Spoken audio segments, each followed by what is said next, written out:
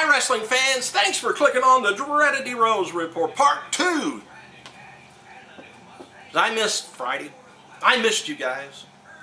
Didn't see none of you. Alright, let's start Part 2. Paul Allen sent word that TNA star Orlando Jordan has recently signed a multi-year deal with the company, which is just incredible to me. Yes, I signed a multi-year deal with TNA, and trust me, I'm just getting started, people. That's what Orlando said. Alright, this Thursday's impact of, not impact, but this Thursday's episode of WWE Superstars on WGN did a 0.77 rating with 788,000 viewers. The replay did a 0.3 with about 300,000 viewers. Don Carreras worked a Raw live event last night in Glasgow, Scotland. Carrera was defeated by Evan Bourne and continued to play the heel role, which is, I'm glad finally Evan Bourne is winning some matches. He's a good wrestler. Sometimes they just kick the good wrestlers to the side. That just pisses me off. But what can I do except sit here and tell you that I'm pissed off? Anyway, Bret Hart is a special guest enforcer for John Cena versus Sheamus at last night's Raw live event in Glasgow. Bret ended up punching Sheamus after Sheamus hit the referee and grabbed the chair. Bret counted the pin on Sheamus after Cena hit the attitude adjustment. Cena then cut a promo on Bret, putting him over, and the two celebrated with the fans to end the show. CM Punk versus Rey Mysterio with Punk's hair on the line has been added to WWE Extreme Rules. Edge versus Chris Jericho on last night's SmackDown ended in a no contest. The match was determined Jack Swagger's Extreme Rules opponent.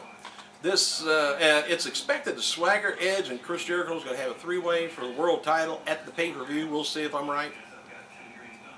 Former WWE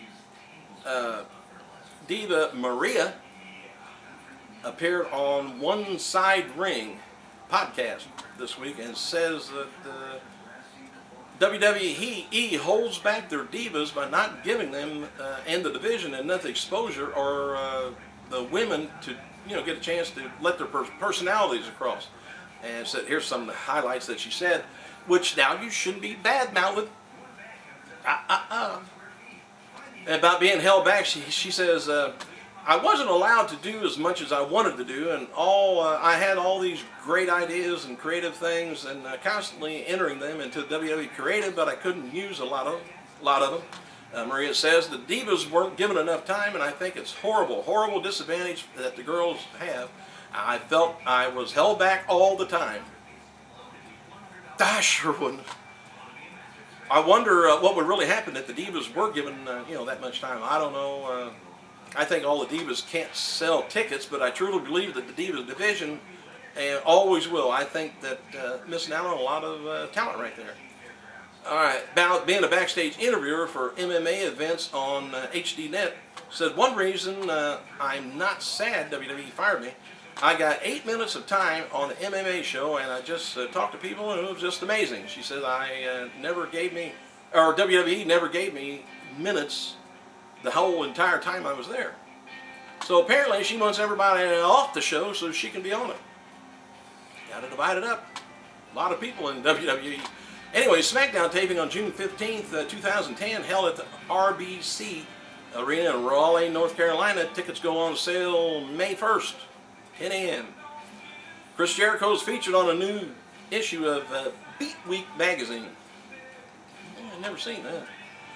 Gail Kim and Santina Marella will be featured at Fort Myers Harborside Event Center in Fort Myers, Florida, Friday, April 23rd. If you live there, check it out at 8 p.m. for the Championship Wrestling event. This Sunday's ABC Extreme Makeover Home Edition is going to be featured, and I've seen the previews of this, WWE Superstars R-Truth, Big Show, and Bella Twins, and with NASCAR driver Jeff Gordon, as they help redo some of the Suggs family in South Carolina.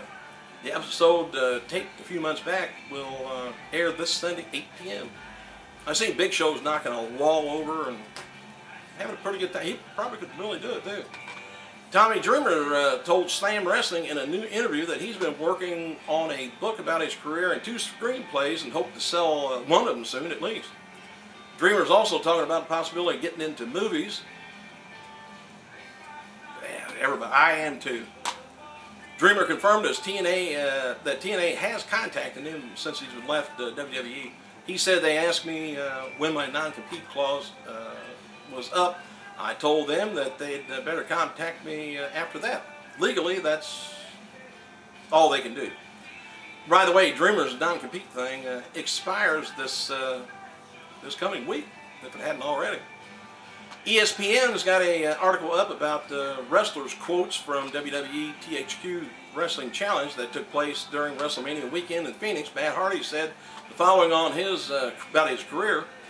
I actually have a couple of other ideas in real life that I'd like to do, but it's not set in motion. I just want to not go with it yet. And there's going to be time, coming where guys and Undertaker, Triple H are going to be needing time off. There's going to be opportunities for guys like Matt Hardy and Christian to step up, and we really need motivation and rededicate myself, especially after overcoming severe injuries. And Matt Hardy, whenever he's in the ring, he's always holding his arm all the time, or his ribs, and limping. He always gets hurt that way. The next episode of TNA Epic is going to be airing April 5th at 11 p.m. on Spike. The episode is going to be featuring Mick Foley taking on Sting in last year's Lockdown. Foley versus Kevin Nash from Hard Justice 2009 and Lethal Lockdown. Kevin Nash is looking for a new name for his band after asking fans on his Twitter account. He said, obviously, they can't use Wolfpack, so stop everybody's probably telling him to use it. TNA is raising money for the Red Cross and about the recent mine disaster in West Virginia at their live events this weekend. Hulk Hogan's going to be debuting his Hulk Hogan Uncensored radio show on Sirius 101 this coming Monday from 7 till 8 p.m. Conflicts with the wrestling, kind of. And it's originally believed that the upcoming Monday show was a tryout for Hogan, but he said on Bubba the Love Sponge show that yesterday the Sirius show will air every Monday night. Former ECW interviewer Courtney Taylor, also known as Beverly Mullins, has been removed from the FCW page, and possibly she's parting ways with WWE. Bret Hart wrote the following on his Facebook before heading off to Europe, doing the current SmackDown show. Says, I'm scrambling right now to make my way to Calgary Airport. I'm looking very much for the WWE tour in Europe and markets they probably love me most in. So many memories. He said, Berlin, I really had some terrific matches there. I hope a lot of the German fans will come out before, that they did last time.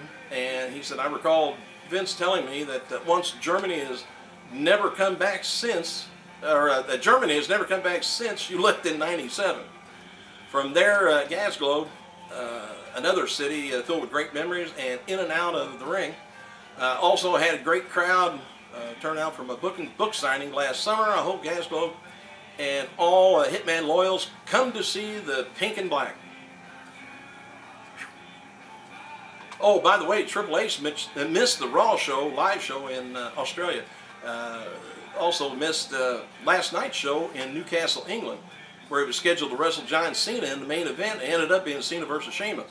No word on why Triple H missed the shows, but Stephanie McMahon is pregnant again and believed to take some time off from the events.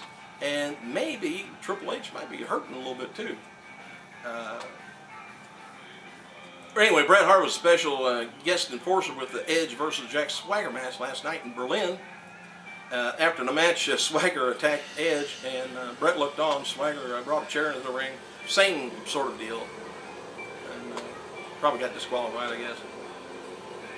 Alright, I got a bunch more. I'm not going to do a part 3. I'll just wait until you get to fire all I just got through telling you. But, hey, thanks, you guys, for clicking, and check back often.